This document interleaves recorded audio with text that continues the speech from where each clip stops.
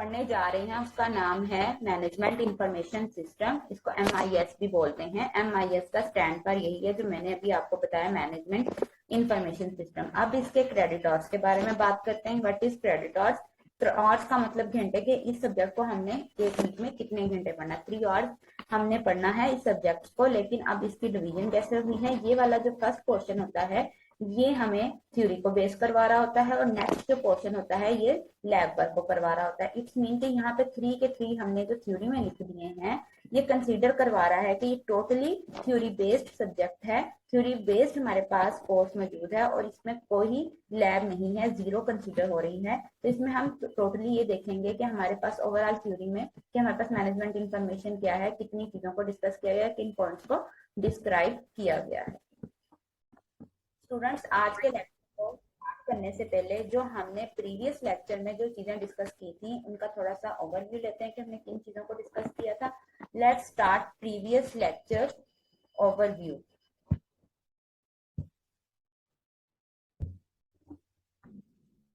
Types of decision. हम decision में देखेंगे कि टाइप्स कौन कौन सी आती हैं डिसीजन में। स्ट्रक्चर्ड, अनस्ट्रक्चर्ड और semi structured. What is structured? Let's start structured. Decisions are repetitive and routine, strictly determined, and they involve a definite procedure for handling them so that they do not have be treated each time as if they were new. Structure का मतलब होता है कि उन्होंने पहले से ही decision लेके रखा होता है, डिजाइन किया हुआ होता है, वर्किंग लेकर रखी होती है कि ये काम जो है वो स्ट्रक्चरली होगा और इसको हैंडल किया जाएगा हर टाइम में। और इसको नया जैसे हम लोग एक नया स्ट्रक्चर बना रहे हैं, नई चीज बना रहे हैं, उसके ऊपर रहते हुए हम इस सिस्टम को वर्क करेंगे, चीजों को देखेंगे, अंडरस्टैंड करेंगे कि हमारा काम क्या है। हमें स्ट्रिक्टली उसी मैनर के अंदर रहते हुए सिस्टम के अंदर काम करना है, चीजों को चेंज नहीं करना। जो भी काम करना है एक 1 बाय 1 स्टेप फॉलो करते हुए करना है। लाइक अगर हम पेपर की प्लानिंग करते हैं कि हमने पेपर हेल्ड करना है बच्चों का, तो उसके लिए बाकायदा हमें डेट दी जाती है। फिर उस डेट के ऊपर हम एक डेट शीट बिल्ड करते हैं, फिर हम टीचर्स को देते हैं वो डेट वगैरह, उस पर पेपर्स बनाए जाते हैं, बच्चों का डिसीजन लिया जाता है कि यानी कि बच्चों को उस डेट पे दिया जाता है कि हाँ जी आपने इस टाइम पर मौजूद होना है, ये आपको रूम नंबर होगा, ये आपकी सीट नंबर होगी, इस सीट पे आप लोग बैठ के पेपर अटेम्प्ट करेंगे या इस रूम में आप लोग पेपर अटेम्प्ट करेंगे। इस तरह का पूरा एक स्ट्रक्चर आता है। अनस्ट्रक्चर्ड वो सिचुएशन होती है जो अचानक से आ जाए, जिसको हमने प्लान में नहीं हमारे शामिल थी, कुछ ऐसा आ गया। लाइक हमारे प्लान में शामिल नहीं था डे शिफ्ट में कि हमें कोई छुट्टी रहेगी, तो सडनली कुछ ऐसा हो जाती है जिसकी वजह से हमें छुट्टी आ जाती है, तो उसको हम लोग क्या करेंगे, उसको अनस्ट्रक्चर्ड में हम उस चीज को पेपर को जो होगा वो अगर थर्ड रिजेक्ट था उसको लास्ट पे ले जाएंगे।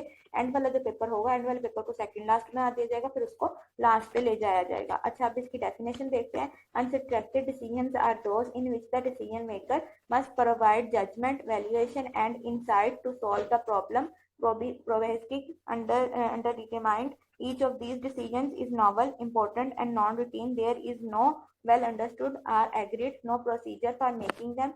कोई प्रोसीजर नहीं होगा जो इसको मेक करता होगा या इन चीजों को अंडरस्टैंड करता होगा, उनके ऊपर वर्क करता होगा, चीजों को लेके जाता होगा। इसके मुताबिक कोई भी ऐसा डिसीजन हमारे पास नहीं होगा जो इन चीजों को अंडरस्टैंड करते हुए इनके ऊपर ले जाते हुए वर्क करेगा। अब सेमी स्ट्रक्चर्ड का क्या होगा? Where only part of the problem has a clear cut answer provided by an acceptable procedure. जहाँ पे हमने प्रोसीजर को एक्सेप्ट करना है, उसके मुताबिक वर्क करना है, काम को लेके चलना है। यानी इसमें ना पहले इसने कह दिया many decisions have elements of both types of decisions are semi structured, यानी कि दोनों टाइप्स की जो चीजें इन्वॉल्व होंगी ना, स्ट्रक्चर और अनस्ट्रक्चर, उसको हम सेमी स्ट्रक्चर में रहते हैं। Where only the part of the problem has a clear cut provided by an acceptable procedure. In general, structured decisions are most prevalent at lower organization level, whereas unstructured problems are most common at higher level। कि हमारी जो organisation की problems हैं वो higher level पे जो होंगी, हमें ऐसी सिचुएशंस का सामना करना पड़ सकता है जो कि हमारे जो प्रॉब्लम होगी उसको अंडरस्टैंड नहीं कर पाता, कि उस चीज को देख नहीं पाता कि ये काम जो है हमारे जो मसला क्रिएट कर सकता है। ये ऐसी सिचुएशन में हम दोनों चीजों को डिस्कस करेंगे, स्ट्रक्चर एंड अनस्ट्रक्चर, कि जो चीजें हमारे पास आ रही हैं क्या हमारे पास स्ट्रक्चर्ड भी हो सकता है, प्लान्ड भी चीज हो सकती है, और अनस्ट्रक्चर्ड ऐसी चीज जो कि अनप्लान्ड में भी आ सकती है। और उसको हमें देखते हुए उस ऑर्गेनाइजेशन को लेवल को देखते हुए हमें उसके मुताबिक वर्क करना होगा कि most common at high level fun, कि आपकी हाई लेवल पे डाटा कैसे जा रहा है, चीजों को कैसे अंडरस्टैंड किया जा रहा है, चीजों को एक्सप्लेन कैसे करें, ये सारी चीजें हम लोग इसमें देखेंगे।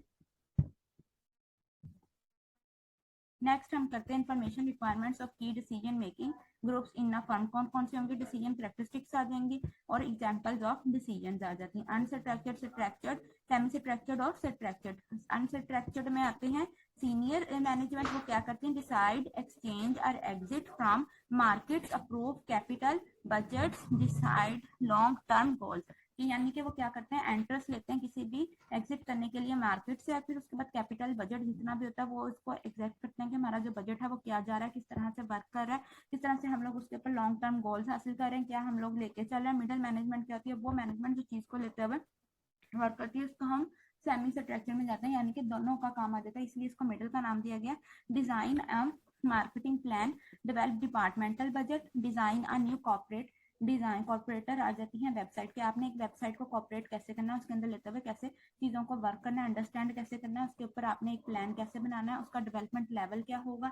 डिपार्टमेंटल लेवल में आप बजट किस तरह से देखेंगे, काम को कैसे अंडरस्टैंड करेंगे, काम को क्या बताएंगे, आपका काम कैसे जा रहा है। स्ट्रक्चर में क्या आता है operational management, individual employees and teams, कि हमारी जो एम्प्लॉयज हैं या टीम्स हैं उनके ऊपर कैसे हम इंडिविजुअली वर्क कर रहे हैं, हम उनके ऊपर टीम कौन सी बना रहे हैं, अपने डिटरमाइन ओवर टाइम क्या करें, एलिजिबिलिटी क्या है, रॉक स्टार इन्वेंट्री क्या है, offer credit to consumer, determine special offers to consumer, कि हम ओवर टाइम एलिजिबिलिटी लगाते हैं अपनी के टाइम ज्यादा से ज्यादा देते हैं, फिर उसके बाद इन्वेंट्री स्टॉक को देखते हैं, फिर ऑफर करते हैं क्रेडिट अपने कस्टमर्स को डिटरमाइन करते हैं, स्पेशल ऑफर्स किसको कस्टमर्स को हम अपने स्पेशल ऑफर्स डिटरमाइन करते हैं कि हमारा कस्टमर किस तरह से लेके वर्क कर रहा है, इस तरह चीजों को अंडरस्टैंड कर रहा है।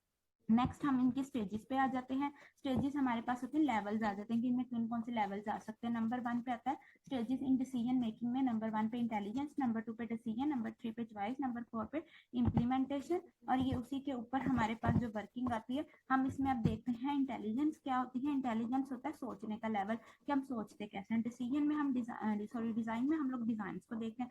चॉइस में हम लोग देखते हैं consist of choosing among solution alternative, हमारा सोल्यूशन कैसे काम चल रहा है। फिर इम्प्लीमेंटेशन में हम लोग देखते हैं कि हम लोग इम्प्लीमेंट चीज को कैसे करें, किस तरह से उसके ऊपर वर्किंग को लेके चल रहे हैं। इंटेलिजेंस में क्या होता है consist of discovering, identifying and understanding the problems occurring in the organization, why a problem exists, where and what effects it is having on the firm, कि क्या इसके इफेक्ट्स होंगे।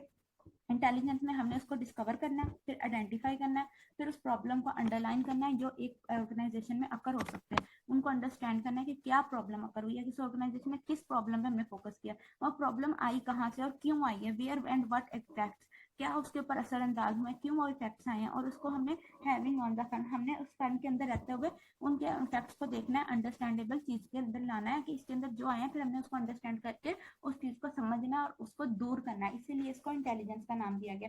डिजाइन में हम लोग करते हैं involve identifying and exploring various solutions to the problem, हम आइडेंटिफाई करते हैं और एक्सप्लोर करते हैं जितने भी डिफरेंट किस्म के सॉल्यूशंस है किसी भी प्रॉब्लम की। चॉइस के करते हैं, अच्छा इसमें हमने ना डिजाइन में उसका एक लेवल तैयार करना होता है कि हमें एक जो प्लानिंग करके चीज आ रही है वो नजर क्या आ रही है, उसका स्ट्रक्चर क्या बन रहा है, चीजें बन कैसे रही है, काम को कैसे लेके चल रही है। अब चॉइसेस में आ जाते हैं कंसिस्ट, चॉइस क्या होगी इसकी consist of choosing among solutions alternative, हम इनकी चॉइसेस को चूज करेंगे कि हमारे सॉल्यूशंस के दरमियान क्या इनका अल्टरनेट सॉल्यूशन बनेगा या क्या तरह से चीजों को लेके चल रहा है, किस तरह से एक्सप्लेन कर रहा है वो क्या चलेगा। अब आते हैं इम्प्लीमेंटेशन पे। इम्प्लीमेंटेशन में आता है involve making the chosen alternative work and continue to monitor and how well the solution is working. Implementation में हम ये देखेंगे हमने क्या चीज चूज की है, किस तरह से उस अल्टरनेट को रखते हुए हमने उसके ऊपर वर्क किया, किस तरह से उस चीजों को मॉनिटर किया, उनका सोल्यूशन क्या है और वो किस तरह से वर्क कर रही है, सब कुछ देखेंगे। Intelligence, decision, choice and implementation. Intelligence में उसका लेवल चेक करेंगे, किस तरह से कोई प्रॉब्लम आ रही है उनको कैसे देखना है और या उसको सॉल्व कैसे करना है। डिजाइन में हम लोग उसका स्ट्रक्चर तैयार करेंगे। चॉइस में देखेंगे अगर कोई ऐसी सिचुएशन आ जाए तो उसको अल्टरनेट हमने कोई चीज रखी हुई है। फिर इम्प्लीमेंटेशन में हम देखेंगे कि उसका लेवल जो है वो इम्प्लीमेंट होने के बाद हम उसको मॉनिटर कर रहे हैं और उसका सोल्यूशन हम किस तरह से वर्क करवा रहे हैं। अब आते हैं इसकी डायग्राम के ऊपर। इसमें हमारे पास फिगर में ना ये कुछ क्वेश्चंस हैं, इसी के ऊपर बनाएंगे। Intelligence, design, choice and implementation. Intelligence का ऊपर है प्रॉब्लम डिस्कवरी, ही मैंने आपसे कहा था कि हमें यही देखना है कि हमारा प्रॉब्लम है क्या, उसके एरर्स क्या क्या आ सकते हैं। डिजाइन में हमने सोल्यूशन देखना, solution discovery, what are the possible solution, कि हमने जो चीज बनाई है या कोई हमने प्रोजेक्ट बनाया है उसके पॉसिबल सोल्यूशंस क्या से क्या बन सकते हैं, किन सोल्यूशंस के अंदर रहते हुए हम वर्क कर सकते हैं, या ये कह लिया जाए कि किन अल्टरनेट हमें रास्ते हमें कौन कौन से मिल सकते हैं, ये अल्टरनेट हमारे पास सोल्यूशंस क्या हो सकते हैं। अच्छा, अब चॉइसेस क्या है, जब हम लोग एक काम करते हैं, फॉर एग्जाम्पल अगर हम एक ड्रेस भी खरीदने जाते हैं तो हमारे पास मल्टीपल चॉइसेस होती हैं, हम शॉप पर घूमते हैं, अब हमारी मर्जी होती है हम इतनी सारी शॉप्स में से देख के किस शॉप में से चूज करते हैं, मल्टीपल चॉइसेस अवेलेबल होती हैं, उन शॉप्स में से जाके हम लोग चूज कर लेते हैं, फिर उसके बाद हम अपनी बेस्ट चॉइसेस को लेते हैं। अब इसमें भी वो यही कह रहा है कि चूजिंग सोल्यूशन क्या करना है, what is the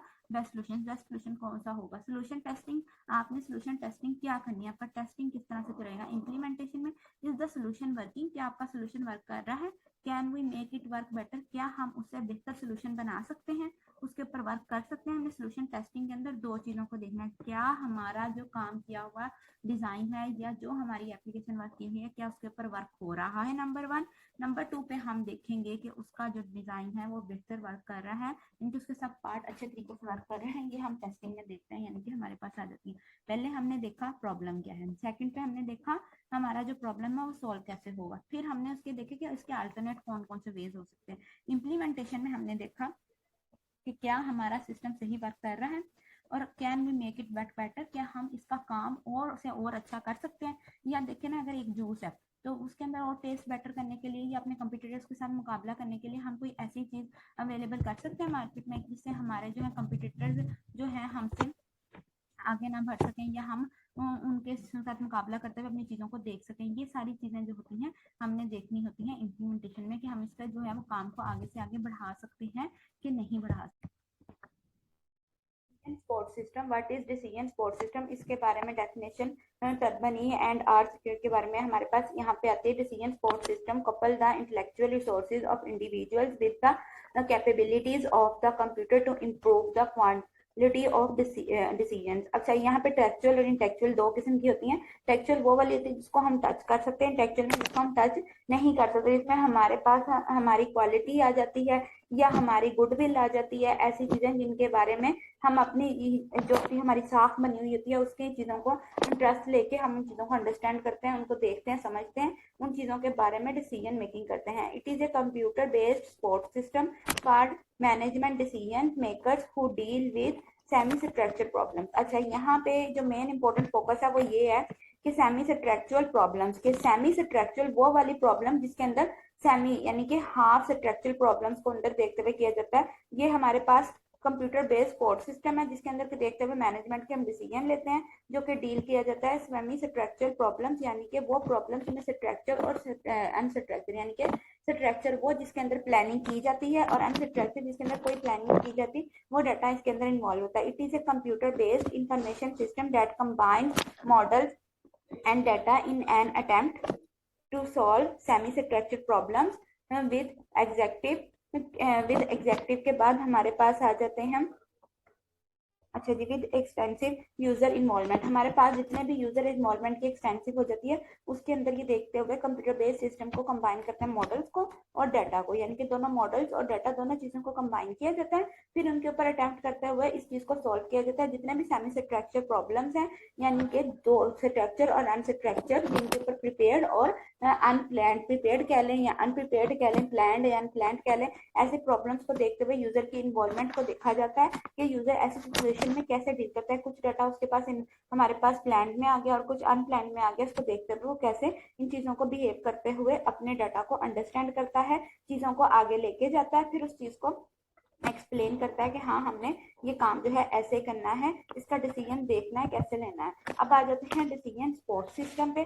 basic definition of decision support system describe it as information system based upon computer and communication infrastructure supporting the activities of people involved in the decision making process।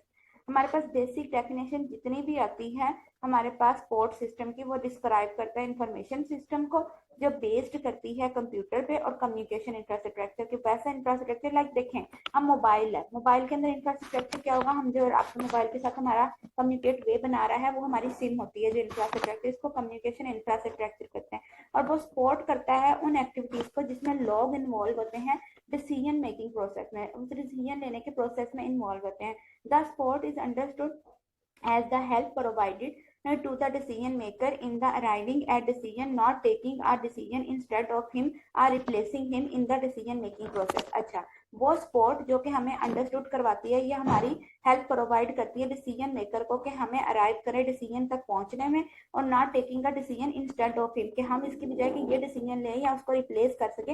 मतलब हमारा जो decision making process है ना, उसके अंदर ना flexibility होनी चाहिए कि हम कौन सा डिसीजन ले रहे हैं, कैसे ले रहे हैं, उसको एक्सप्लेन कैसे कर रहे हैं, उस चीज को बयान कैसे कर रहे हैं, उसका बता क्या रहे हैं, चीजों को हम लोग लेकर कैसे चल रहे हैं, इसको हम कहते हैं डिसीजन मेकिंग प्रोसेस। इस चीज को हम डिसीजन मेकिंग प्रोसेस में लेके चलते हैं और फिर उसके बाद बताते हैं कि हम इसको रिप्लेस भी कर सकते हैं इंस्टेड ऑफ हिम, या फिर हम पूरी तरह से उसके अंदर कोई चेंजिंग भी डाल सकते हैं। अच्छा, अब हम आते हैं एक चीज का डिफरेंस इन्होंने यहाँ पे डिस्क्राइब किया।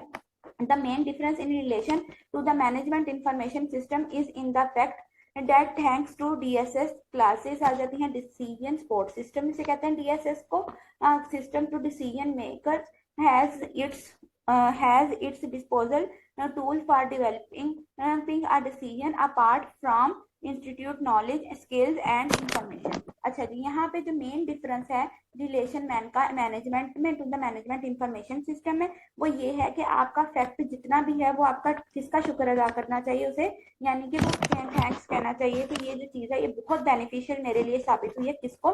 डिसीजन सपोर्ट सिस्टम को, कि इस सिस्टम ने मेरी हेल्प की है कि मैं किसी भी सिस्टम के अंदर डिसीजन ले सकता हूँ या ले सकती हूँ, कि उसके अंदर अपने आप को डिसीजन मेकर कौन करता है? थैंक्स डिसीजन मेकर्स करते हैं डीएसएस क्लासेस का। इनकी बदौलत उन्हें पता लगा है किस टाइम पे डिसीजन लेना है, किस टाइम पे ड्रॉप आउट करना है, कौन सी चीज को हमने एक्सप्लेन करना है, और कितनी क्वांटिटी या क्वालिटी किसी चीज की लेनी है। और ये डिस्पोजल करते हैं टूल्स को जो कि डेवलप करते हैं डिसीजन में apart from institute knowledge and skills and information. हाँ जी, यहाँ पे इंस्टीट्यूशन के बारे में जितनी भी नॉलेज है, उनकी स्किल्स है, या कोई भी उनके पास टूल है, स्किल्स है, कोई इन्फॉर्मेशन है, वो उसको कैसे एक्सप्लेन करते हैं, कैसे लेकर चलते हैं, ये सारी चीजें इसके अंदर आती हैं। अब हम जब इसको देखते हैं, the tools usually take the form of programmer. अब हम इस फोर्थ पॉइंट को पा रहे हैं। Programmer software packages consisting of mathematical, statistical and economic models are their combinations focusing on their issues related to corporate management. It means that apart from the deterministic conditions in which decisions were taken on the basis of verified data are their combination from the database आ जाती हैं। इनमें tools कौन कौन से होते हैं? अभी decision support system में हम इसके बारे में पढ़ रहे हैं कि वो टूल्स जो कि प्रोग्रामर्स की हेल्प करते हैं, इनके सॉफ्टवेयर पैकेजेस होते हैं जिनके बारे में, लाइक पैकेजेस अगर हम मोबाइल के पैकेज की बात करें, हम एक सिम है, जैल है, टेलीनॉर है, कोई भी सिम है, उस पर पैकेज लेते हैं तो हमें उसमें क्या मिलता है? व्हाट्सएप मिनट्स मिल जाते हैं, या फिर हमें वैसे जीबी मिनट्स मिल जाते हैं जिनमें हम लोग उसको काउंट करते हैं, हमें ऑल नेटवर्क के मिनट्स मिलते हैं, सेम टू सेम इनमें एसएमएस पैकेजेस मिल जाते हैं। ये सारी चीजें इसके अंदर आ जाती हैं। अच्छा, इसमें मैथमेटिकल भी, स्टैटिस्टिकल और इकोनॉमिकल जितने भी मॉडल्स है ना, उन सबको देखा जाता है। वो कहते हैं इन सबका कॉम्बिनेशन भी हो सकता है, जिसका फोकस क्या होता है? रिलेट करना कॉर्पोरेट मैनेजमेंट पे। कॉर्पोरेट मैनेजमेंट कौन सी मैनेजमेंट है? वो मैनेजमेंट जो कि इन चीजों को बनाने में, डिसीजन लेने में हमारी हेल्प आउट करती है। It means that apart from discriminative condition in which the decision were taken on the basis of verified data, जिसकी बेस पे देखते हुए कंडीशन ली जाती है और वेरी किया जाता है डाटा को। डाटा इज करेक्ट और not correct or their combination from the database, कि इनका जो कॉम्बिनेशन है वो डाटाबेस से करेक्ट निकल रहा है कि नहीं निकल रहा। The managers you can use the system to make decision in probabilistic situations with incomplete, random, sometimes partly अच्छा इनॉर्मस आर कन्फ्लिक्टिंग डाटा। अब मैनेजर्स के ऊपर एक पॉइंट आ जाता है कि मैनेजर जो होता है ना, वो इस डिसीजन को लेने में ना, हम उनकी सिचुएशन जो होती है ना इनकम्प्लीट होती है, तो वो कोई भी उनके पास ऐसे रैंडम आ गई, पार्शली आ गया, कुछ पार्ट मौजूद है, कुछ नहीं मौजूद, तो वो इस तरह की सिचुएशन को लेने से पहले ना हर तरह के हर पॉइंट को कंसिडर करें जो हमने सारे पॉइंट्स ऊपर डिस्क्राइब किए, फिर उसके बाद वो उस डेटा को देखते हुए उसके ऊपर डिसीजन सपोर्ट करें कि ये काम हमने करना है कि नहीं करना। अच्छा, बेसिकली जो मैनेजमेंट इंफॉर्मेशन सिस्टम है ना, वो उसका काम ही होता है तरह से चीजों को मैनेज करना है इंफॉर्मेशन सिस्टम को देखते हुए।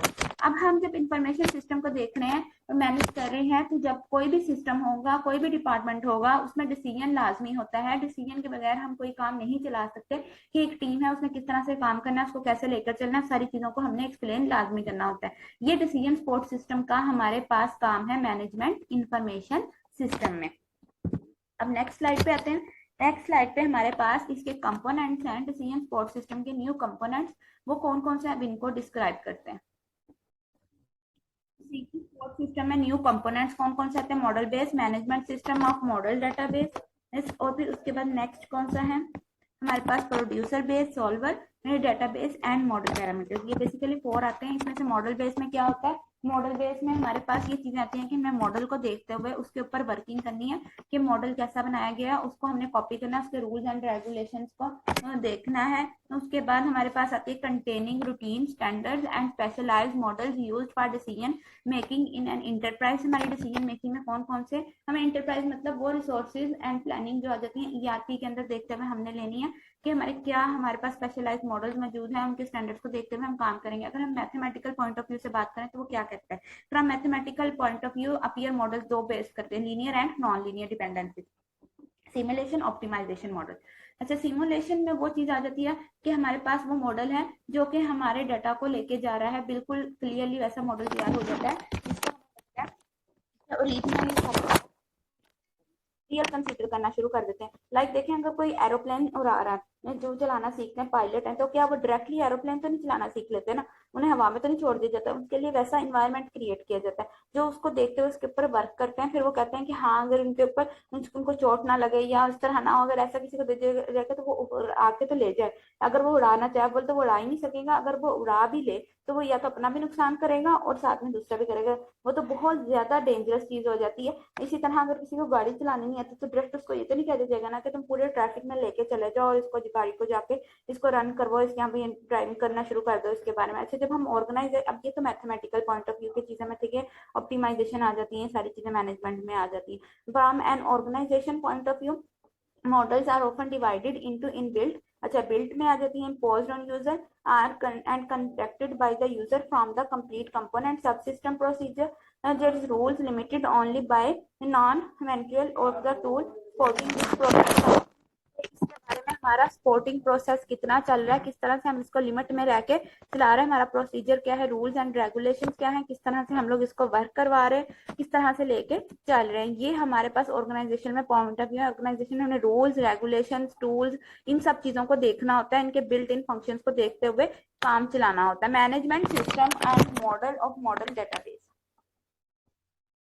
मैनेजमेंट सिस्टम में मॉडल डेटाबेस में क्या आता है, the software containing all tools which are necessary to handle and manipulate ready models, maintain the models base and their modified variant, create new models from elements and construct them according to new principles, integrate the models into one entity and combine new models with already existing ones, mechanism coordinate with the demand for processing in processed models with the database systems, parameters and external data to coordinate and integrate with the devices, further expanding the possibilities of using the model base. Communication with the model base is performed by means of an interactive language of the model base, specifying, acquiring and request of the end user.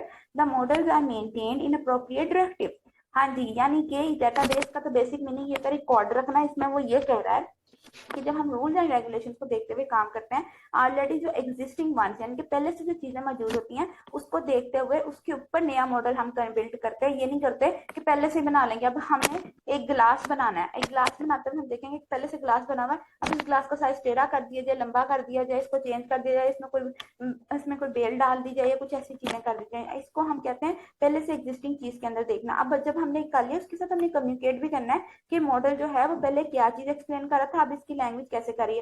Specific request by the end user, यहाँ पे and user क्या होते हैं, वो user जिन्होंने request की होती है, जिनको ये डाटा देना होता है। अब व्हाट्सएप है वो तैयार होके जब हमारे पास आया, हम एंड यूजर थे, हमने उसको यूज करना शुरू किया, हमने उसके ऊपर देखा ये चीजें बिल्ड हुई हैं, इसके अंदर रखते हुए हमने इसके ऊपर काम किया। नेक्स्ट हमारे पास आते हैं प्रोड्यूसर बेस। प्रोड्यूसर बेस यानी कि सॉल्वर, वो जो हमारे पास डिसीजन मेकर है, यानी कि वो जो हमारा इस डाटा को बनाने में हमारी हेल्प कर रहे हैं, उसको हम प्रोड्यूसर बेस कहते हैं। Program or software packages used to solve particularly complex mathematical problems arising the, अच्छा इसमें मैथमेटिकल प्रॉब्लम इसलिए है, जो हमने ये प्रीवियस पढ़ा ना इसमें मॉडल बेस में, उसमें हमने मैथमेटिकल पॉइंट ऑफ व्यू से भी बात की थी, क्योंकि हमने एक हिसाब किताब लगाना होता है चीज का, तो इसलिए मैथमेटिकल पॉइंट ऑफ व्यू इसके अंदर जाता है कि शामिल हो जाता है। From the constructed models linear non linear criteria आ जाती है। Fuzzy system addressing a problem is either permanently assigned tested standard model are being used or after possible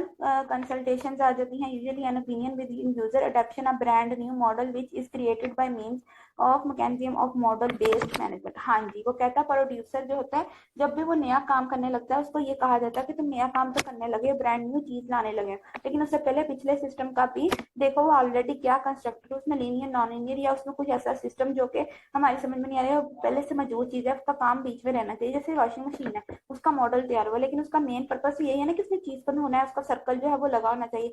हम किसी भी तरह की ऑटोमेटिक ले लें वॉशिंग मशीन या सिंपल ले लें, इलेक्ट्रिक ले लें, तो क्या हमारे पास काम करती है कि वो हम चीज को काम को करती है कि उसके अंदर जो सर्कल है वो उस चीज को घुमाने में उसी तरह हेल्प आउट करता है, चीजों को कंसीडर करता है। Database and model parameters, the database which can contain data which is necessary to run and use a model derived from historical and current data recorded in the database। हाँ जी, कि वो data जो कि पहले से मौजूद है, हिस्टोरिकल या हिस्टोरिकल पहले से मौजूद चीज, और करंट डाटा जो कि अब चीज नहीं आ रही है, उन दोनों चीजों को हमने डेटाबेस के अंदर रिकॉर्ड करना है। मॉडल पैरामीटर्स बनाने हैं, उनके कोफिशिएंट्स यानी कि उनके मेन पॉइंट्स को चूज करना है। फिर एक्सटर्नल डाटा को हमने डाउनलोड करना है जो कि एंटर करता है मैनुअली फ्रॉम इकोनॉमिक इन्वायरमेंट को देखते हुए, sometimes together with the converter into the format of data used in the model। कि हम लोगों का डाटा जितना भी है फॉर्मेट में क्या यूज हो रहा है, मॉडल क्या लग रहा है, नॉर्मलाइजेशन के स्टैंडर्ड्स कौन कौन से, किस तरह से हम लोग इन चीजों को देखते हुए वर्क कर रहे हैं। अब नॉर्मलाइजेशन के डाटा को एक ओरिजिनल फॉर्म में लाना, उसकी easiest to easiest linear form create करना, उसको हम नॉर्मलाइजेशन कहते हैं। ये थे हमारे पास डिसीजन सपोर्ट सिस्टम के कंपोनेंट्स। ओवरव्यू ले चुके हुए हैं, अब हम आज जो टॉपिक पढ़ना है उस लेक्चर को स्टार्ट करते हैं। Let's start today's lecture now.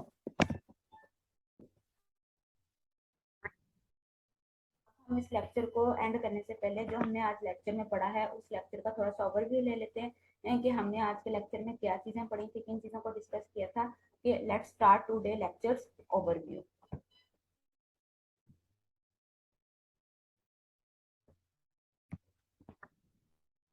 Support system, what is decision support system, इसके बारे में डेफिनेशन टर्बनी एंड आर सिक्योर के बारे में हमारे पास यहाँ पे आती है। Decision support system couple the intellectual resources of individuals with the capabilities of the computer to improve the quantity of decision. अच्छा, यहाँ पे टेक्चुअल और इंटेलेक्चुअल दो किस्म की होती हैं। टेक्चुअल वो वाली होती है जिसको हम टच कर सकते हैं, इंटेलेक्चुअल जिसको हम टच नहीं कर सकते, जिसमें हमारे पास हमारी क्वालिटी आ जाती है या हमारी गुडविल आ जाती है, ऐसी चीजें जिनके बारे में हम अपनी जो अपनी हमारी साख बनी हुई होती है उसकी चीजों को इंटरेस्ट लेके हम उन चीजों को अंडरस्टैंड करते हैं, उनको देखते हैं, समझते हैं, उन चीजों के बारे में डिसीजन मेकिंग करते हैं। It is a computer based support system for management decision makers who deal with semi structured problems. अच्छा, यहाँ पे जो मेन इंपॉर्टेंट फोकस है वो ये है कि सेमी स्ट्रक्चरल प्रॉब्लम्स के, सेमी स्ट्रक्चरल वो वाली प्रॉब्लम जिसके अंदर सेमी यानी कि हाफ स्ट्रक्चरल प्रॉब्लम्स को अंदर देखते हुए किया जाता है। ये हमारे पास कंप्यूटर बेस्ड सपोर्ट सिस्टम है जिसके अंदर के देखते हुए मैनेजमेंट के हम डिसीजन लेते हैं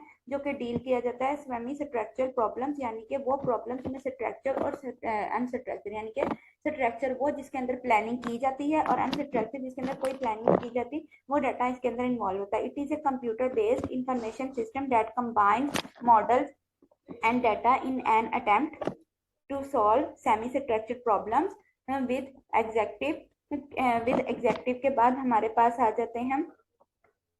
अच्छा जी, विद एक्सटेंसिव यूजर इन्वॉल्वमेंट, हमारे पास जितने भी यूजर इन्वॉल्वमेंट की एक्सटेंसिव हो जाती है उसके अंदर ये देखते हुए कंप्यूटर बेस्ड सिस्टम को कंबाइन करते हैं मॉडल्स को और डाटा को, यानी कि दोनों मॉडल्स और डाटा दोनों चीजों को कंबाइन किया जाता है। फिर उनके ऊपर अटेम्प्ट करते हुए इस चीज को सॉल्व किया जाता है। जितने भी सेमी स्ट्रक्चर प्रॉब्लम्स हैं, यानी कि दो स्ट्रक्चर और अनस्ट्रक्चर, जिनके ऊपर प्रिपेयर्ड और अनप्लान्ड, प्रिपेयर्ड कह लें या अनप्रिपेयर्ड कह लें, प्लान्ड या अनप्लान्ड कह लें, ऐसे प्रॉब्लम्स को देखते हुए यूजर की इन्वॉल्वमेंट को देखा जाता है कि यूजर ऐसी सिचुएशन में कैसे डील करता है। कुछ डाटा उसके पास हमारे पास प्लान में आ गया और कुछ अनप्लान में आ गया, उसको देखते हुए वो कैसे इन चीजों को बिहेव करते हुए अपने डाटा को अंडरस्टैंड करता है, चीजों को आगे लेके जाता है, फिर उस चीज को एक्सप्लेन करता है कि हाँ हमने ये काम जो है ऐसे करना है, इसका डिसीजन देखना है, कैसे लेना है। अब आ जाते हैं डिसीजन सपोर्ट सिस्टम पे।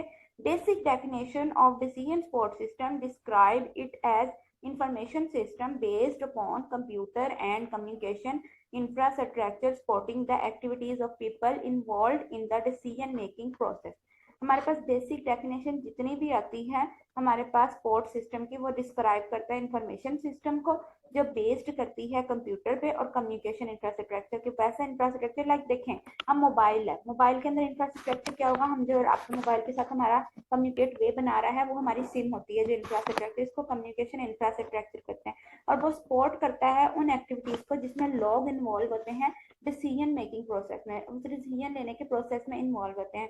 The sport is understood as the help provided to the decision maker in the arriving at decision, not taking a decision instead of him or replacing him in the decision making process। अच्छा, वो sport जो कि हमें understood करवाती है, ये हमारी help provide करती है डिसीजन मेकर को कि हमें अराइव करें डिसीजन तक पहुंचने में, और not taking a decision instead of him, कि हम इसकी बजाय कि ये डिसीजन लें या उसको रिप्लेस कर सके। मतलब हमारा जो डिसीजन मेकिंग प्रोसेस है ना, उसके अंदर ना फ्लेक्सिबिलिटी होनी चाहिए कि हम कौन सा डिसीजन ले रहे हैं, कैसे ले रहे हैं, उसको एक्सप्लेन कैसे कर रहे हैं, उस चीज को बयान कैसे कर रहे हैं, उसका बता क्या रहे हैं, चीजों को हम लोग लेकर कैसे चल रहे हैं, इसको हम कहते हैं डिसीजन मेकिंग प्रोसेस। इस चीज को हम डिसीजन मेकिंग प्रोसेस में लेके चलते हैं और फिर उसके बाद बताते हैं कि हम इसको रिप्लेस भी कर सकते हैं इंस्टेड ऑफ हिम, या फिर हम पूरी तरह से उसके अंदर कोई चेंजिंग भी डाल सकते हैं। अच्छा, अब हम आते हैं एक चीज का डिफरेंस इन्होंने यहाँ पे डिस्क्राइब किया। The main difference in relation to the management information system is in the fact that thanks to DSS classes आ जाती हैं decision support system, इसे कहते हैं DSS को, system to decision makers has its disposal tool for developing a decision apart from institute knowledge skills and information. अच्छा जी, यहाँ पे जो मेन डिफरेंस है रिलेशन मैन का मैनेजमेंट में to the management information system में, वो ये है कि आपका फैक्ट जितना भी है वो आपका किसका शुक्र अदा करना चाहिए उसे, यानी कि वो थैंक्स कहना चाहिए कि ये जो चीज़ है ये बहुत बेनिफिशियल मेरे लिए साबित हुई है। किसको? डिसीजन सपोर्ट सिस्टम को, कि इस सिस्टम ने मेरी हेल्प की है कि मैं किसी भी सिस्टम के अंदर डिसीजन ले सकता हूँ या ले सकती हूँ, कि उसके अंदर अपने आप को डिसीजन मेकर कौन करता है, थैंक्स डिसीजन मेकर्स करते हैं डीएसएस क्लासेस का। इनकी बदौलत उन्हें पता लगा है किस टाइम पे डिसीजन लेना है, किस टाइम पे ड्रॉप आउट करना है, कौन सी चीज को हमने एक्सप्लेन करना है, और कितनी क्वांटिटी या क्वालिटी किसी चीज की लेनी है। और ये डिस्पोजल करते हैं टूल्स को जो कि डेवलप करते हैं डिसीजन में apart from institute knowledge and skills and information. हाँ जी, यहाँ पे इंस्टीट्यूशन के बारे में जितनी भी नॉलेज है, जिनकी स्किल्स है, या कोई भी उनके पास टूल है, स्किल्स है, कोई इन्फॉर्मेशन है, वो उसको कैसे एक्सप्लेन करते हैं, कैसे लेकर चलते हैं, ये सारी चीजें इसके अंदर आती हैं। अब हम जब इसको देखते हैं, the tools usually take the form of programmer. अब हम इस फोर्थ पॉइंट को पढ़ रहे हैं। Programmer software packages consisting of mathematical, statistical and economic models are their combinations focusing on their issues related to corporate management. It means that apart from the deterministic conditions in which decisions were taken on the basis of verified data are their combination from the database आ जाती हैं। इनमें tools कौन कौन से होते हैं? अभी decision support system में हम इसके बारे में पढ़ रहे हैं कि वो टूल्स जो कि प्रोग्रामर्स की हेल्प करते हैं, इनके सॉफ्टवेयर पैकेजेस होते हैं जिनके बारे में, लाइक पैकेजेस, अगर हम मोबाइल के पैकेज की बात करें, हम एक सिम है, जैल है, टेलीनॉर है, कोई भी सिम है, उस पर पैकेज लेते हैं तो हमें उसमें क्या मिलता है, व्हाट्सएप मिनट्स मिल जाते हैं, या फिर हमें वैसे जीबी मिनट्स मिल जाते हैं जिनमें हम लोग उसको काउंट करते हैं, हमें ऑल नेटवर्क के मिनट्स मिलते हैं, सेम टू सेम इनमें एसएमएस पैकेजेस मिल जाते हैं, ये सारी चीजें इसके अंदर आ जाती हैं। अच्छा, इसमें मैथमेटिकल भी, स्टैटिस्टिकल और इकोनॉमिकल जितने भी मॉडल्स है ना, उन सबको देखा जाता है। वो कहते हैं इन सबका कॉम्बिनेशन भी हो सकता है, जिसका फोकस क्या होता है, रिलेट करना कॉर्पोरेट मैनेजमेंट पे। कॉर्पोरेट मैनेजमेंट कौन सी मैनेजमेंट है? वो मैनेजमेंट जो कि इन चीजों को बनाने में, डिसीजन लेने में हमारी हेल्प आउट करती है। It means that apart from discriminative condition in which the decision were taken on the basis of verified data, जिसकी बेस पे देखते हुए कंडीशन ली जाती है और वेरी किया जाता है डाटा को, डाटा इज करेक्ट और not correct, or their combination from the database, के इनका जो कॉम्बिनेशन है वो डाटाबेस से करेक्ट निकल रहा है कि नहीं निकल रहा। The managers you can use the system to make decisions in probabilistic situations with incomplete, random, sometimes partly अच्छा इनॉर्मस आर कन्फ्लिक्टिंग डाटा। अब मैनेजर्स के ऊपर एक पॉइंट आ जाता है कि मैनेजर जो होता है ना, वो इस डिसीजन को लेने में ना, हम उनकी सिचुएशन जो होती है ना इनकम्प्लीट होती है, तो वो कोई भी उनके पास ऐसे रैंडम आ गई, पार्शली आ गया, कुछ पार्ट मौजूद है, कुछ नहीं मौजूद, तो वो इस तरह की सिचुएशन को लेने से पहले ना हर तरह के हर पॉइंट को कंसिडर करें जो हमने सारे पॉइंट्स ऊपर डिस्क्राइब किए, फिर उसके बाद वो उस डेटा को देखते हुए उसके ऊपर डिसीजन सपोर्ट करें कि ये काम हमने करना है कि नहीं करना। अच्छा, बेसिकली जो मैनेजमेंट इंफॉर्मेशन सिस्टम है ना, वो उसका काम ये होता है किस तरह से से चीजों को मैनेज करना है इंफॉर्मेशन सिस्टम को देखते हुए। अब हम जब इंफॉर्मेशन सिस्टम को देख रहे हैं और मैनेज कर रहे हैं, तो जब कोई भी सिस्टम होगा, कोई भी डिपार्टमेंट होगा, उसमें डिसीजन लाजमी होता है। डिसीजन के बगैर हम कोई काम नहीं चला सकते कि एक टीम है उसमें किस तरह से काम करना है, उसको कैसे लेकर चलना है, सारी चीजों को हमने एक्सप्लेन लाजमी करना होता है। ये डिसीजन सपोर्ट सिस्टम का हमारे पास काम है मैनेजमेंट इंफॉर्मेशन सिस्टम में। अब नेक्स्ट स्लाइड पे आते हैं। नेक्स्ट स्लाइड पे हमारे पास इसके कंपोनेंट्स हैं, डिसीजन सपोर्ट सिस्टम के न्यू कंपोनेंट्स। वो कौन कौन से, अब इनको डिस्क्राइब करते हैं। सपोर्ट सिस्टम में न्यू कंपोनेंट्स कौन कौन से आते हैं, model base, management system of model database, और फिर उसके बाद नेक्स्ट कौन सा है हमारे पास, producer base, solver, database and model parameters. ये बेसिकली 4 आते हैं। इसमें से मॉडल बेस में क्या होता है, मॉडल बेस में हमारे पास ये चीजें आती हैं कि हमें मॉडल को देखते हुए उसके ऊपर वर्किंग करनी है कि मॉडल कैसा बनाया गया है, उसको हमने कॉपी करना है, उसके रूल्स एंड रेगुलेशंस को देखना है। उसके बाद हमारे पास आती है containing routine, standards and specialized models used for decision making in an enterprise. हमारी डिसीजन मेकिंग में कौन कौन से, हमें इंटरप्राइज मतलब वो रिसोर्सेज एंड प्लानिंग जो आ जाती है ईआरपी के अंदर देखते हुए हमने लेनी है कि हमारे पास स्पेशलाइज मॉडल्स मौजूद हैं, उनके स्टैंडर्ड्स को देखते हुए हम काम करेंगे। अगर हम मैथमेटिकल पॉइंट ऑफ व्यू से बात करें तो वो क्या कहता है, from mathematical point of view appear models 2 base करते हैं, linear and non linear dependency, simulation, optimization model. अच्छा, सिमुलेशन में वो चीज आ जाती है कि हमारे पास वो मॉडल है जो कि हमारे डाटा को लेके जा रहा है, बिल्कुल क्लियरली वैसा मॉडल तैयार हो जाता है जिसको ओरिजिनली रियल कंसीडर करना शुरू कर देते हैं। लाइक देखें, अगर कोई एरोप्लेन उड़ा रहा है, जो चलाना सीखते हैं पायलट हैं, तो क्या वो डायरेक्टली एरोप्लेन तो नहीं चलाना सीख लेते ना, उन्हें हवा में तो नहीं छोड़ दिया जाता, उसके लिए वैसा इन्वायरमेंट क्रिएट किया जाता है जो उसको देखते हुए उसके ऊपर वर्क करते हैं। फिर वो कहते हैं कि हाँ, अगर उनके ऊपर उनको चोट ना लगे या इस तरह ना हो, अगर ऐसा किसी को दे दिया जाएगा तो वो आके तो ले जाए। अगर वो उड़ाना चाहे बोले तो वो उड़ा ही नहीं सकेगा, अगर वो उड़ा भी ले तो वो या तो अपना भी नुकसान करेगा और साथ में दूसरा भी करेगा, वो तो बहुत ज्यादा डेंजरस चीज हो जाती है। इसी तरह अगर किसी को गाड़ी चलानी नहीं आती तो डायरेक्ट उसको ये तो नहीं कह दिया जाएगा ना कि तुम पूरे ट्रैफिक में लेके चले जाओ और इसको गाड़ी को जाके इसको रन करवाओ, इसके यहाँ पे ड्राइविंग करना शुरू कर दो इसके बारे में। अच्छा, जब हम ऑर्गेनाइज, अब ये तो मैथमेटिकल पॉइंट ऑफ व्यू की चीजें में, ठीक है, ऑप्टिमाइजेशन आ जाती है, सारी चीजें मैनेजमेंट में आ जाती है। From an organization point of view models are often divided into inbuilt. अच्छा, बिल्ट में आ जाती है imposed on user are and conducted by the user from the complete component subsystem procedure. There is rules limited only by non-manual of the tool supporting this process.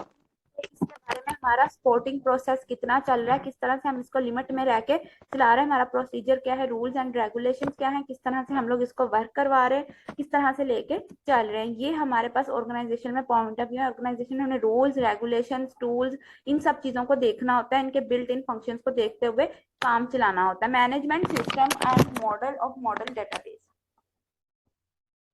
Management system में model database में क्या आता है, the software containing all tools which are necessary to handle and manipulate ready models, maintain the models base and their modified variant, create new models from elements and construct them according to new principles, integrate the models into one entity and combine new models with already existing ones, mechanism coordinate with the demand for processing in processed models with the database systems, parameters and external data to coordinate and integrate with the devices, further expanding the possibilities of using the model base. Communication with the model base is performed by means of an interactive language of the model base, specifying, acquiring and request of the end user.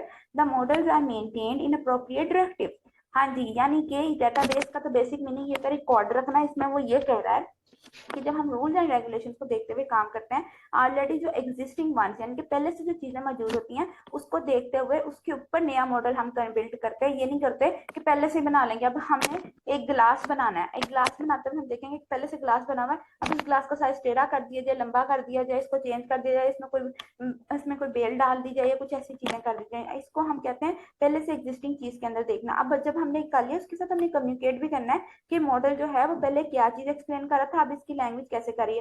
Specific request by the end user, यहाँ पे and user क्या होते हैं, वो user जिन्होंने request की होती है, जिनको ये डाटा देना होता है। अब व्हाट्सएप है वो तैयार होके जब हमारे पास आया, हम एंड यूजर थे, हमने उसको यूज करना शुरू किया, हमने उसके ऊपर देखा ये चीजें बिल्ड हुई हैं, इसके अंदर रखते हुए हमने इसके ऊपर काम किया। नेक्स्ट हमारे पास आते हैं प्रोड्यूसर बेस। प्रोड्यूसर बेस यानी कि सॉल्वर, वो जो हमारे पास डिसीजन मेकर हैं, यानी कि वो जो हमारा इस डाटा को बनाने में हमारी हेल्प कर रहे हैं उसको हम प्रोड्यूसर बेस कहते हैं। Program or software packages used to solve particularly complex mathematical problems arising the, अच्छा इसमें मैथमेटिकल प्रॉब्लम इसलिए है, जो हमने ये प्रीवियस पढ़ा ना इसमें मॉडल बेस में, उसमें हमने मैथमेटिकल पॉइंट ऑफ व्यू से भी बात की थी, क्योंकि हमने एक हिसाब किताब लगाना होता है चीज का, तो इसलिए मैथमेटिकल पॉइंट ऑफ व्यू इसके अंदर हम जाता है कि शामिल हो जाता है। फ्रॉम द कंस्ट्रक्टेड जी models linear non linear criteria आ जाती हैं। Fuzzy system addressing a problem is either permanently assigned test standard model are being used or after possible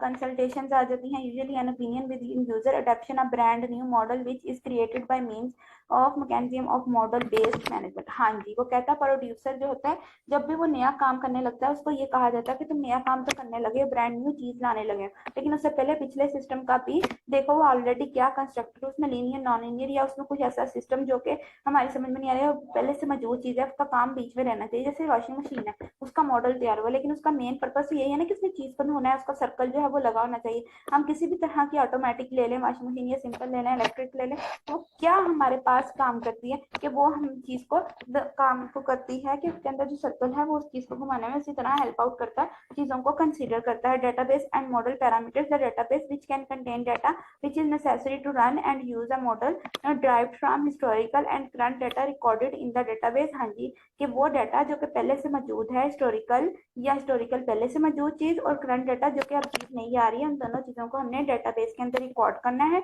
model parameters बनाने हैं, उनके कोफिशिएंट्स यानी कि उनके मेन पॉइंट्स को चूज करना है। फिर एक्सटर्नल डाटा को हमने डाउनलोड करना है जो कि एंटर करता है मैनुअली फ्रॉम इकोनॉमिक इन्वायरमेंट को देखते हुए, sometimes together with the converter into the format of data used in the model, कि हम लोगों का डाटा जितना भी है फॉर्मेट में क्या यूज हो रहा है, मॉडल क्या लग रहा है, नॉर्मलाइजेशन के स्टैंडर्ड्स कौन कौन से, किस तरह से हम लोग इन चीजों को देखते हुए वर्क कर रहे हैं। अब नॉर्मलाइजेशन के डाटा को एक ओरिजिनल फॉर्म में लाना, उसकी easiest to easiest linear form create करना, उसको हम नॉर्मलाइजेशन कहते हैं। ये थे हमारे पास डिसीजन सपोर्ट सिस्टम के components.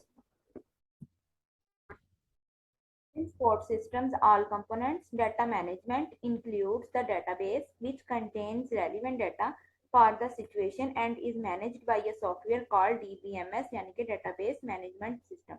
DBMS stands for database management system, D for data, B for base, M for management, S for system। की वो डाटा मैनेजमेंट जिसके अंदर हमने तमाम रेलिवेंट डाटा जिस सिचुएशन के रिलेटेड है उसको एक सॉफ्टवेयर के साथ मैनेज किया जाता है। इस सॉफ्टवेयर को नाम दिया जाता है DBMS, database management system। Management system of model database include financial, statistical, management sciences or other models that provide the system's analytical capabilities and an appropriate software management। कि ऐसा सिस्टम जिसके अंदर इंक्लूड फाइनेंशियल यानी कि हमारे माली, statistical जो कि measurement analysis करते हैं, मैनेजमेंट की साइंसेस और अदर मॉडल्स जो कि प्रोवाइड करते हैं सिस्टम को एनालिटिकल कैपेबिलिटीज, उनकी तमाम कैपेबिलिटीज को, और इनको प्रोवाइड किया जाता है सॉफ्टवेयर की मैनेजमेंट करने के लिए। ये था मैनेजमेंट सिस्टम के लिए। अब आते हैं कम्युनिकेशन सब सिस्टम पे। कम्युनिकेशन सब system, the user can communicate with and communicate and command the DSS through this system, की जितना भी DSS है डिसीजन सपोर्ट सिस्टम वो इस सिस्टम के जरिए वर्क करता है। It provides the user interface, user को ये एक इंटरफेस प्रोवाइड करते हैं जिसके अंदर रहते हुए यूजर कम्युनिकेट करता है और बताता है कि हमारा ये सिस्टम कैसे वर्क कर रहा है, काम को कैसे लेके चल रहा है। Producer management of produce base या प्रोड्यूसर की बेस मैनेजमेंट करती है। द ऑप्शनल सब system can support any of the other सब सिस्टम, के बहुत से सब सिस्टम पे बेस करते हुए वर्क करता है। मेनली मॉडल मैनेजमेंट, हाँ जी मेनली हमारे पास क्या होती है मॉडल मैनेजमेंट। इसको मेनली फोकस इस पे किसके होता है, प्रोड्यूसर मैनेजमेंट का, मॉडल मैनेजमेंट पे, कि ऑलरेडी जो बनी हुई चीज है उसको देख के कैसे ये वर्क करता है, चीजों को कैसे अंडरस्टैंड करता है, फिर उसके मुताबिक ये फर्दर चीजों को वर्क करवाता है।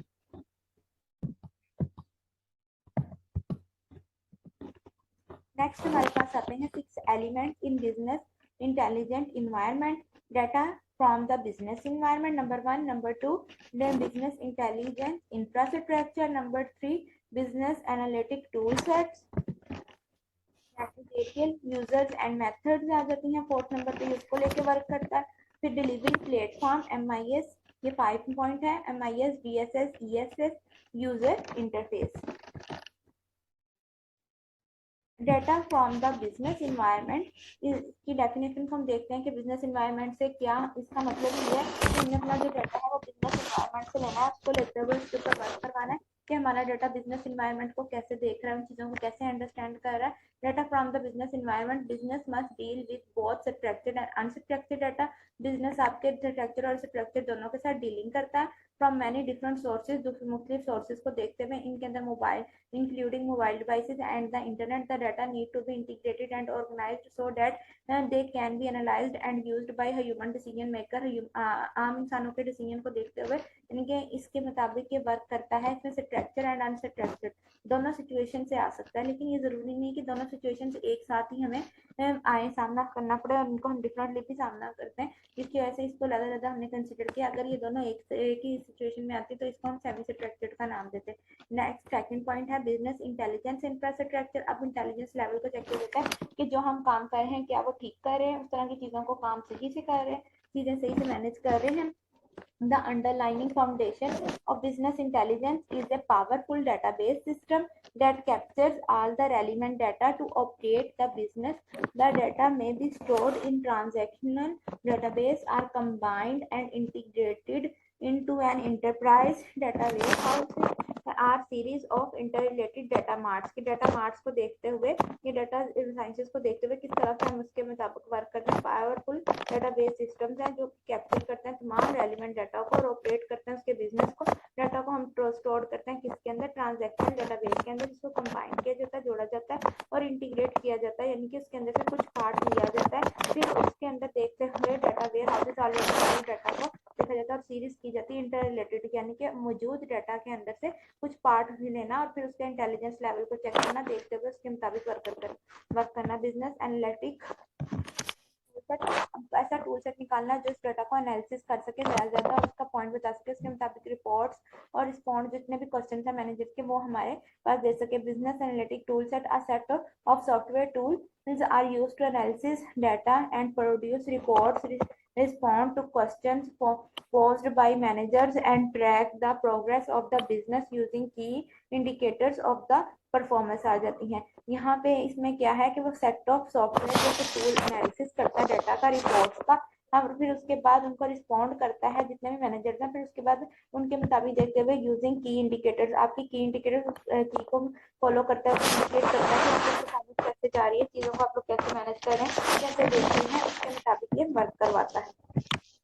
नेक्स्ट हमारे पास जो पॉइंट आता है फोर्थ नंबर पे, मैनेजेरियल यूजर्स एंड मेथड्स। कि मैनेजेरियल हम यूजर्स एंड मेथड्स को कैसे देखते हैं। Business intelligence hardware and software are only as intelligent as the human being who use them. हाँ जी, ये कैसे कि जैसा कि इंसान हमारे पास इंटेलिजेंस है ना, हम पूरी कोशिश करते हैं कि इंसान के मिलते जुलते उतनी ही कैपेबिलिटी हम लोग चीजों को तैयार करें। Managers impose order on the analysis of the data using a variety of managerial methods that define strategic business goals and specify how progress will be measured. These यहाँ पे ये मैनेजर्स इम्पोज करते हैं, ऑर्डर का analysis करते हैं, फिर उनके बाद वैरायटी देखते हैं मैनेजेरियल मेथड्स की, यानी कि वो डाटा जिसके अंदर हमने स्ट्रेटेजी अप्लाई की है अपने गोल को अचीव करने के लिए, अपने एक स्पेसिफिक फंक्शन पे जाने के लिए। दीज इंक्लूड बिजनेस परफॉर्मेंस, इसके अंदर बिजनेस की परफॉर्मेंस इंक्लूड होगी, मैनेजमेंट होगी, बैलेंस्ड स्कोर रेज्ड होगा and approaches focusing on key performance indicators and industry strategic analysis focuses on changes in the general business environment with special attention to competitors की कितनी special attention जाती है, हम अपने competitors से कैसे बात कर रहे हैं, चीजों को कैसे देख रहे हैं, उसके ऊपर देखते हुए हम अपनी चीजों पे कैसे फोकस करते हैं, अपना मुकाबला देखते हैं, अपनी स्ट्रेटेजी कैसे बनाते हैं अपने गोल को अचीव करने के लिए। हमारे पास जूस की फैक्ट्री है तो वो क्या करेगी, तो वो अपने कंपटीटर का देखेगी कि इनका टेस्ट क्या है, अगर वो मैंगो के जूसेस बना रहे हैं या एप्पल के बना रहे हैं तो वो किस चीज को, कौन सा फूड जो है वो टेस्ट डाल रहे हैं, तो हम भी उससे बेहतर टेस्ट बनाएंगे या उसकी क्वालिटी या उसका जो है सेविंग लेवल जो होता है उसका, उसको इंक्रीज करवाएंगे। Without strong senior management oversight business analysis can produce a great idea and a deal of information reports and online screens that focus on the wrong matters and divert attention from the real issues। तो कहते हैं कि अगर हम strong senior management को भी देखे बगैर हम एनालिसिस नहीं कर सकते कि हमने डील कैसे करना है, अपनी इन्फॉर्मेशन का उनका रिपोर्ट कैसे लेनी है, ऑनलाइन स्क्रीन शेयरिंग कैसे करनी है, और रॉन्ग मैटर्स के ऊपर हम लोग कैसे जो होगा हमारी जो चीज़ होगी ना वो रॉन्ग मैटर्स में जाती जाएगी। हम सीनियर मैनेजमेंट के बगैर हम ये काम नहीं कर सकते और अपनी डाइवर्ट नहीं कर सकते अटेंशन को रियल इश्यूज पे। डाइवर्ट होता है कि इसके अंदर हम चेंजेस ना, यानी कि उसको डिवाइड करना, कि हम इसके अंदर चेंजेस की तरफ मतवज्जो होना। You need to remember that so far only humans can ask intelligent question. ये बात हमें हमेशा रिमेंबर रहनी चाहिए कि जितने भी इंटेलिजेंट क्वेश्चन होना है वो हमारे पास ह्यूमंस के माइंड में आते हैं, वो उसको देखते हुए वर्क करते हैं, कहते हैं कि ये चीज ऐसे निकली है, इसके मुताबिक क्या वर्क करेंगे, चीजों को कैसे कंसिडर। पॉइंट पे 51 है delivery platform MIS DSS DSS। MIS क्या है, हमारे पास management information system, decision support system, enterprise systems आ जाती हैं। अब फर्स्ट में आता है the result from business intelligence analytics are delivered to managers and employees in a variety of ways। कौन कौन से वो variety of ways हैं जो managers employees को देते हैं, इनमें हमारे पास depending on what they need to know perform their jobs। उन्हें पता होना चाहिए कि उन्होंने अपनी कौन कौन सी जॉब करनी है। वो कहते हैं कुछ डिफरेंट वेज तो देते हैं, लेकिन उन्हें इस बात का आइडिया हो कि एम्प्लॉयज ने कौन सी जॉब करनी है और कैसे करनी है। MIS DSS and ESS। MIS क्या वर्क कर रहा है, DSS कैसे कर रहा है, DSS कैसे कर रहा है। Deliver information and knowledge to different people. अपने इंफॉर्मेशन जो है नॉलेज है वो मुख्तलिफ लोगों को देनी है। And level is the firm operational employees middle managers and senior executive. In the past, these systems could not share data and operated as independent systems के वो ऑपरेट नहीं कर सकते इंडिपेंडेंट सिस्टम के अंदर। Today, one suite of hardware and software tool is the form in business intelligence। हाँ जी, hardware and software दोनों का कंबाइंड होना जरूरी है, फिर ही हम क्या कर सकते हैं। Analytic package is able to integrate all this information. जितना भी एनालिटिकल पैकेज होगा वो तभी एबल होगा तमाम इंफॉर्मेशन को अंडरस्टैंड करने में, अदरवाइज वो अनेबल नहीं होता। Bring it to managers desktop और मोबाइल प्लेटफॉर्म, जो कि हमारे मैनेजर्स के डेस्कटॉप और मोबाइल प्लेटफॉर्म्स को बनाने में हमारे लिए हेल्पफुल होता है। अब आते हैं यूजर इंटरफेस। तो कहता है कि जितना भी आपका डिसीजन सपोर्ट सिस्टम, इंटरप्राइज और मैनेजमेंट इंफॉर्मेशन सिस्टम है, वो सारी चीजें क्या है, middle managers, operational managers and senior executive, इन तीनों को देखते हुए उसके मुताबिक वर्क करवाता है, फिर इसको वर्क करवाने के लिए देखा जाया जाता है। अदरवाइज ये हमारा सिस्टम जो है उसके मुताबिक वर्क नहीं करता है। इंटरफेस जिसके मुताबिक हम लोगों से रब्ता कर सकते हैं, ये डाटा को गेट कर सकते हैं, उसके मुताबिक आता है user interface. Business peoples are no longer tied to their desk and desktop। They often learn quicker from a visual representation of data than from a dry report with columns and rows of information। कि आपकी column and रो की information कैसे जा रही है, उसके मुताबिक data को देखता है, उसकी रिपोर्ट्स बनाता है। Today's business analytics software suits emphasize visual techniques such as dashboards and score cards के। आपके पास जितने भी विजुअल रेटिंग है उनके मुताबिक इंफॉर्मेशन लेते हुए उनका डैशबोर्ड या स्कोर कार्ड्स को हम लोग देखते हैं। They also be able to deliver. अच्छा, वो अपनी रिपोर्ट किस किस पे एबल हो सकते हैं अपनी रिपोर्ट देने के लिए, ब्लैकबेरीज पे, आईफोन पर, अदर मोबाइल, जितने भी हैंडहेल्ड डिवाइसेज हैं जो कि वेब पोर्टल को लेते हैं। अच्छा, इसमें इन्होंने सोशल साइट्स का भी जिक्र किया, जैसे ट्विटर और फेसबुक। ये तमाम वो सोशल साइट्स हैं जिनके जरिए हम ऑनलाइन ग्रुपिंग के साथ रब्ता कर सकते हैं, जो कि हमारे लिए ईजी है फेस टू फेस। हमारा डिस्टेंस कवर करने के लिए जो हमें टाइम लगता है वो हमारा बच जाता है। इसको हमें ना ये एक एडवांटेज मिल जाता है जिससे हम लोग फायदा उठा सकते हैं। तो हम लोग इन्हीं चीजों को देखते हुए यूजर इंटरफेस पे वर्क कर सकते हैं। अच्छा, user interface, delivery platform, MIS DSS, managerial users and methods, business analytic tool set, business intelligence infrastructure, data from business environment. ये बेसिक 6 इन्वायरमेंट थे जिनको मैंने आपको बैक टू एंड ये स्टार्ट टू एंड भी मैंने आपको डिस्क्राइब कर दिया कि ये सारे हमारे पास इन्वायरमेंट में चलते हैं। अब उसी के ऊपर देखते हुए, इसी रिपोर्ट को देखते हुए, business intelligence and analytics for decision support के उसके ऊपर एक रिपोर्ट तैयार की गई है। बिजनेस इंटेलिजेंस इंफ्रास्ट्रक्चर में डाटा फ्रॉम बिजनेस इन्वायरमेंट। अब फिर उसके बाद वो जब बिजनेस इन्वायरमेंट आता है, बिजनेस इंटेलिजेंस इंफ्रास्ट्रक्चर का एक हमारे पास सर्कल तैयार हो जाता है, बिजनेस एनालिटिक टूल सेट का। फिर थर्ड पे आता है मैनेजरियल यूजर्स एंड मेथड्स का। अब जब हम डाटा फ्रॉम बिजनेस इन्वायरमेंट्स को देखते हैं, इसके अंदर कौन कौन से पॉइंट्स आते हैं, 1 2 3 4 5 6 7। हाँ जी, यहाँ पे 7 पॉइंट्स आते हैं। Number 1 call centre, number 2 website, number 3 mobile devices, number 4 blogs, number 5 store, number 6 suppliers, number 7 government employees. यानी कॉल सेंटर्स के जरिए भी हम लोग डाटा अपना फ्रॉम कर सकते हैं एनवायरमेंट के लिए, या मोबाइल वेबसाइट से भी, मोबाइल की डिवाइसेस से भी, वो ब्लॉग्स जो कि एक साइड पे लिखे हुए टाइटल्स वगैरह होते हैं ना उनसे भी।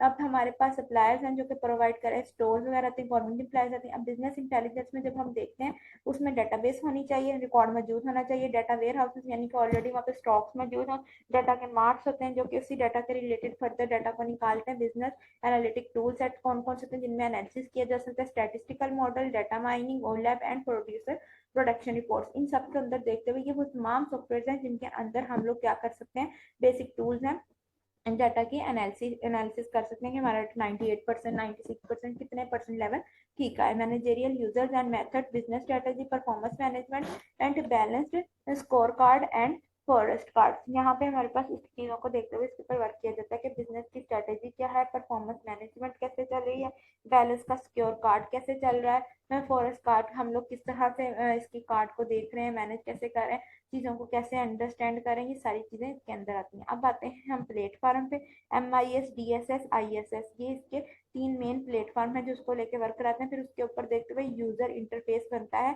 जो यूजर को देखता है कि यूजर कैसे इसके अंदर रखते हुए वर्क कर सकता है। ये वही तमाम जो 6 पॉइंट्स है ना, वही वाले हमारे पास आए जो मैंने अभी आपको एनवायरमेंटल में बताए थे। 1 2 3 4 5 6 आ जाते हैं।